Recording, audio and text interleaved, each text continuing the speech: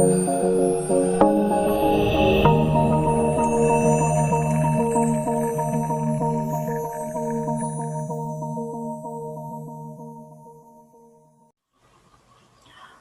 assalamualaikum warahmatullahi wabarakatuh. Selamat berjumpa kembali di video kita yang kedua ya. Jadi di pertemuan kedua untuk mata kuliah rekayasa perangkat lunak. Hari ini kita coba lihat tentang konsep dan proses rekayasa perangkat lunak. Nah, jadi nanti Anda juga harus baca slide presentasinya ya, karena ini saya hanya ambil yang penting-penting saja dulu ya, tapi yang lebih komplit ada di slide presentasi nanti. Oke, jadi hari ini kita akan lihat 3 hal yang menurut saya paling penting, yang merupakan esensi dari pertemuan ini. Nah, yang pertama kita akan lihat, bentar, ini ada definisi dulu ya. Jadi apa definisi dari proses RPL atau software engineering process ya. Di sini dikatakan bahwa software engineering process adalah seri aktivitas yang harus dilaksanakan selama siklus hidup perangkat lunak. Nah, siklus hidup perangkat lunak ini Anda sudah dapat di mata kuliah sebelumnya ya. Jadi ada yang kita kenal dengan istilah PADI, perencanaan, analisis, desain, implementasi, atau planning, analisis, desain, implementasi ya. Itu siklus hidup perangkat lunak. Nah, apa saja yang harus dilakukan selama siklus hidup itu dimaksud dengan seri aktivitas ya. Dari dia dibangun sampai dia tidak dipakai lagi, apa yang terjadi. Oke.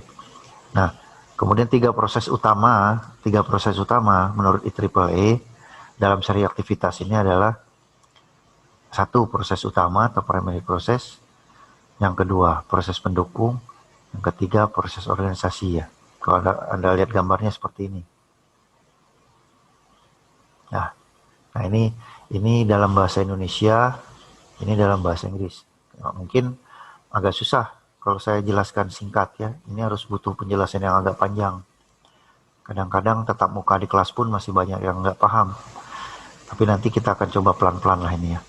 Cuma nanti kita nggak fokus ke sini dulu. Saya akan fokus ke 3 hal yang saya jelaskan di awal. Baik, kita coba lanjut. Ini adalah pengembangan perangkat lunak ya.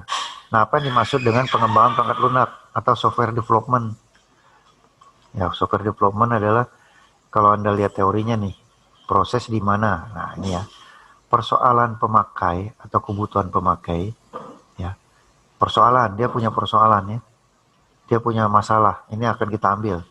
Jadi selalu pengembangan perangkat lunak itu diawali dari identifikasi kebutuhan ya, apa yang dia butuhkan, diterjemahkan menjadi produk ya. Produknya bisa perangkat lunak, bisa perangkat keras, bisa juga sistem ya. Sistem ini gabungan produk perangkat lunak dan perangkat keras melalui satu rangkaian aktivitas tertentu. Nah, rangkaian aktivitas tertentu ini apa? Ini akan kita bahas.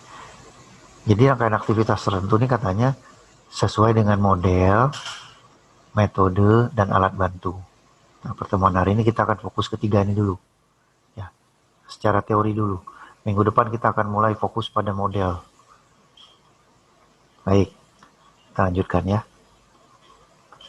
Nah, kita lihat dulu pertama model.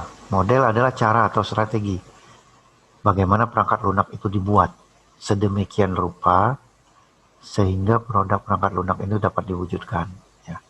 Nanti untuk detail saya akan jelaskan pada pertemuan ya. Nah, Anda lihat yang saya warna-warnakan ini ya. Jadi kita akan fokus ke situ, cara atau strategi ya, bagaimana perangkat lunak itu dibuat sedemikian rupa sehingga produk tersebut dapat diwujudkan. Jadi dalam model proses pengembangan kita tidak melulu harus melakukan coding untuk membuat sebuah perangkat lunak. Sebagai seorang RPL, dia cukup punya cara atau strategi bagaimana perangkat lunak itu jadi ya. Misal salah satu contohnya, Saya hire aja programmer, ya. Saya hire aja orang yang jago di hal-hal tertentu. Ya, saya bikin satu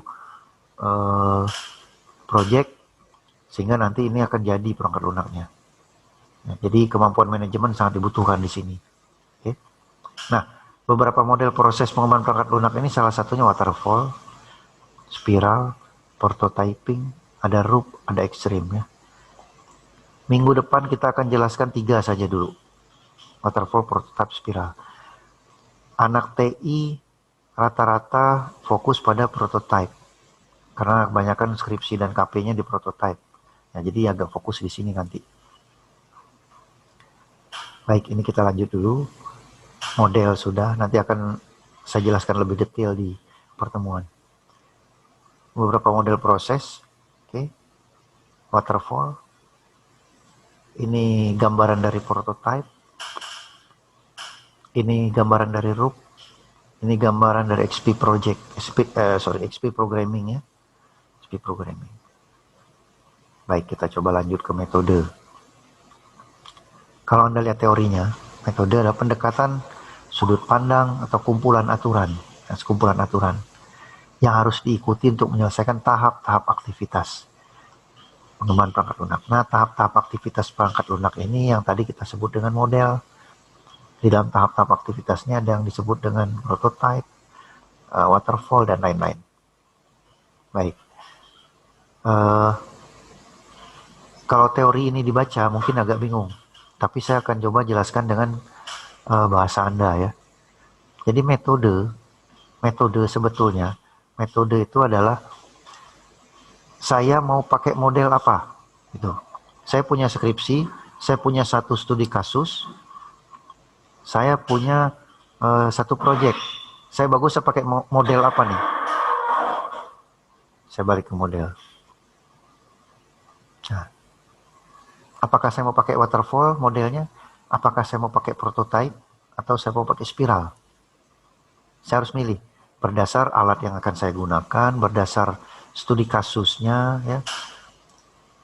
Bisa jadi berdasar lama pengerjaan juga nanti.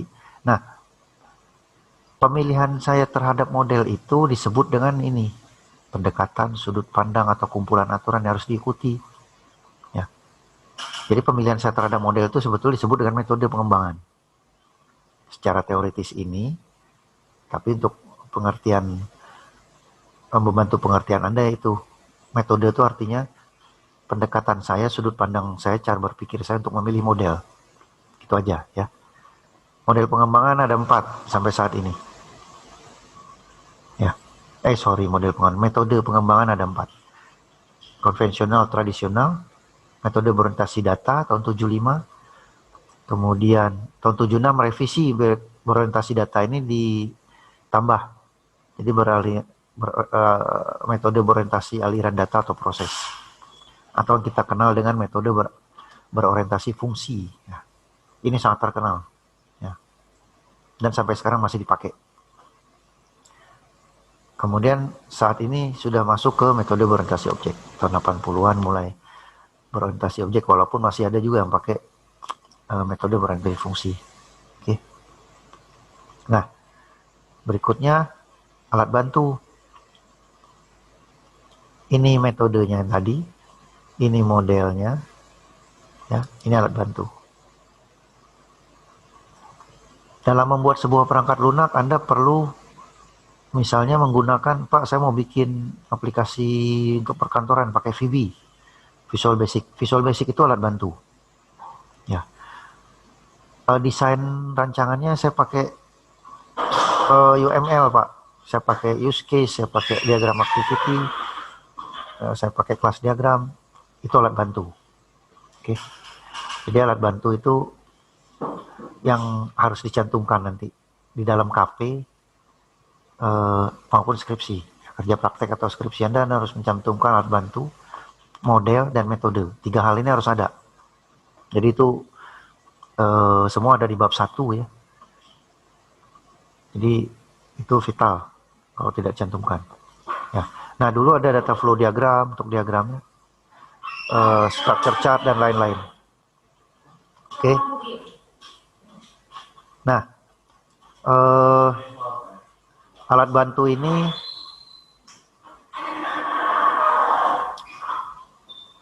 kalau dilihat di teori ini kakas otomatis atau semi otomatis ya, digunakan untuk mendukung proses dan metode. Baik, diagram-diagram misalnya dikatakan di sini ya, untuk memodelkan tahap pengembangan. Oke, nanti Anda belajar. Nah, diagram ini nanti Anda akan dapat semester ini di mata kuliah MPPL. Ya, ini dapat perangkat lunak sama. Oh, Pak, saya gambar diagramnya pakai Visio. Visio jadi tools. Ya, jadi alat. Apapun lah. Pak, saya bikin web. Mau bikin web nih. Pakai perangkat lunaknya berbasis PHP atau JavaScript. Dia jadi tools, jadi alat.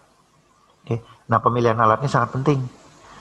Nanti kalau ada pertanyaan, Pak, boleh nggak saya bikin aplikasi menggunakan bikin aplikasi web menggunakan C++? Boleh, kenapa tidak? Tapi bukan peruntukannya. Ya, buat web sudah ada aplikasi-aplikasi yang ditentukan untuk berbasis web. Ya, karena C++ tidak peruntukan itu. Tapi boleh kalau mau itu. Oke. Nah, itu jadi pemilihan alat akan jadi salah satu pertanggungjawaban Anda dalam KP dan skripsi. Ya. Demikian juga dengan pemilihan model dan metode. Baik, ada bahasa pemrograman di sini ya. Oke, kita lanjut. Nah, ini contoh-contoh alat ya. Ada workflow model event. Ini jarang ya, jarang Anda pakai. Coba kita lihat di bawah. Workflow tuh kayak gini. Ini jarang sekali Anda pakai.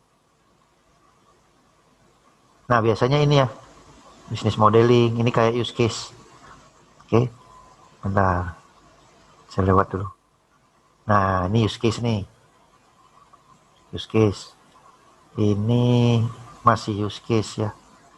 Ini diagram activity contoh-contohnya. Ini semua nanti Anda dapat mata kuliah ini semester ini di MPPL. Oke, ini ya harus bisa semua ya gambar diagram. Nggak bisa gambar diagram Anda nggak bisa bikin KP. Baik, kita coba lihat ke sini. Bentar. Nah, ini mungkin hal-hal yang penting yang mau saya bahas terakhir. Yang harus diingat adalah bahwa baik dalam proyek, baik dalam menentukan tema skripsi, baik dalam menentukan tema kerja praktek, bahwa perangkat lunak yang Anda buat, ya, intinya adalah dibuat agar dapat membantu menyelesaikan masalah atau pekerjaan. Jadi sebelum menentukan tema, Anda harus menjawab pertanyaan ini dulu. Yang saya buat nanti akan membantu menyelesaikan masalah nggak? Akan mempermudah orang nggak? Kalau tidak, jangan Anda buat KP itu. Jangan Anda buat skripsinya. Ya, proyeknya nggak perlu ada. Karena nggak menyelesaikan masalah nanti. Oke.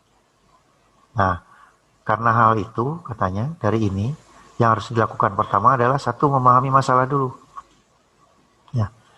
Semua permasalahan dimulai dari identifikasi masalah. Memahami masalah, memahami pekerjaan. Ada masalahnya apa? Tidak ada masalah, tidak ada pekerjaan. Ya. Tidak ada penelitian. Tidak ada masalah, tidak ada perangkat lunak perlu dibuat. Oke. Jadi pertanyaan ini harus dijawab. Membantu menyelesaikan masalah nggak? Masalahnya ada nggak gitu ya? Kalau nggak ada masalah ya nggak bisa dibantu penyelesaian masalahnya. Baik, mungkin itu aja sedikit kilasan di pertemuan kedua ini. Mudah-mudahan nanti Anda akan lebih mendetail di saat pertemuan. Baik, terima kasih atas perhatiannya. Bila taufiq wal hidayah. Wassalamualaikum warahmatullahi wabarakatuh.